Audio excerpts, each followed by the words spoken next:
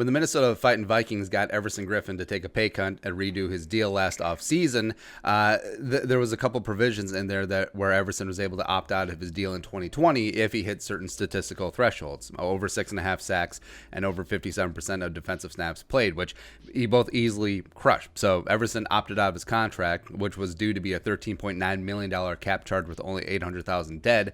Frankly, Everson did himself and the team a big favor because it saved the team from having to cut Everson Griffen, which they certainly would have. I think Everson would have been part of the Friday purge where Linval was cut, Xavier Rhodes was cut, both in similar situations where massive 2020 cap charge, very little dead money, even though Xavier's like 4.8, whatever.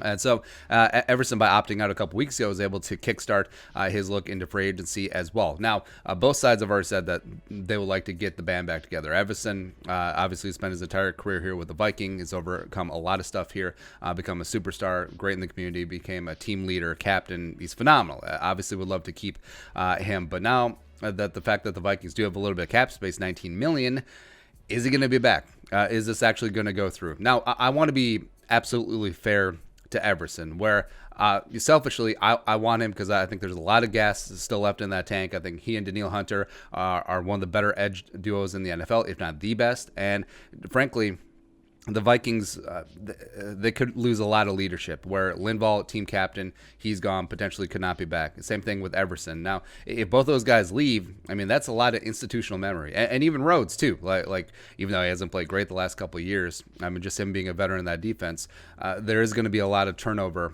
Probably not generating a lot of turnovers because Anthony Harris is gone. But there's going to be a lot of change in that defense. And just keeping Everson in the fold for one more year will be great. But also, thing about it is, too, I think we all understand that if the Vikings fail in 2020, there's going to be a massive, just like, bloodletting. Spielman could be gone. Zimmer could be gone. Cousins certainly could be gone.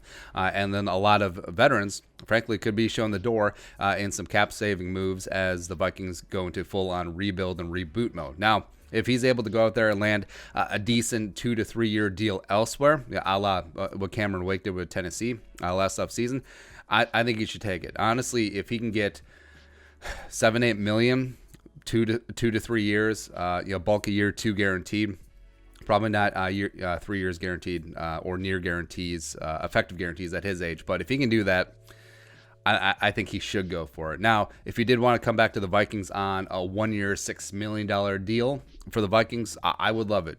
Just run it back one more time. I think Everson still has plenty, and also you can't fault that leadership. But also, I mean, Everson's originally from Arizona, so if the Cardinals offer him like $6 million to line up opposite of Chandler Jones, I think he should absolutely take it. Or give him 2 years, $7-8 million a year, absolutely. Random to note.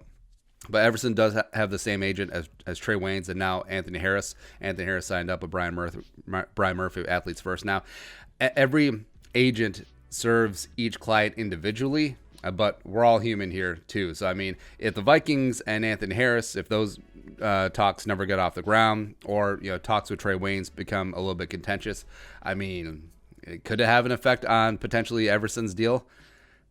Again, we're all humans. We do hold grudges. It does factor in.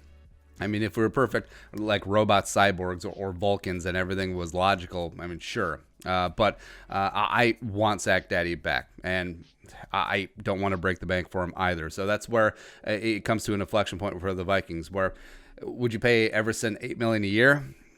Is he worth it at that point? Or do you want to use that cap space to retain one of your younger players, or just go active and go all in free agency, potentially getting Kirk Cousins some offensive line help?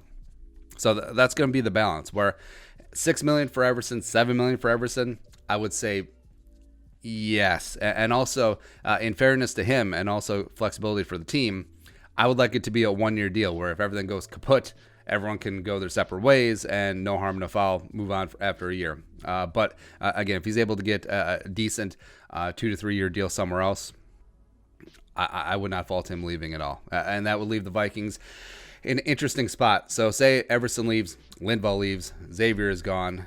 I mean, that is losing a lot of veteran leadership on that defense. Well, that defense that may have I mean, let's face it, the Vikings defense under Zimmer may have peaked. Like, we may have already hit the apex of what that defense is capable of. So it actually might not be the worst thing in the world where the defense has to go through a soft reboot under Mike Zimmer. And I mean, Zimmer, he's supposed to be this defensive guru, especially at cornerback, especially in the defensive backfield. So let's see the talent on display as opposed to just hanging out to these high-priced veterans. Get Kirk Cousins some offensive line help, and let's go.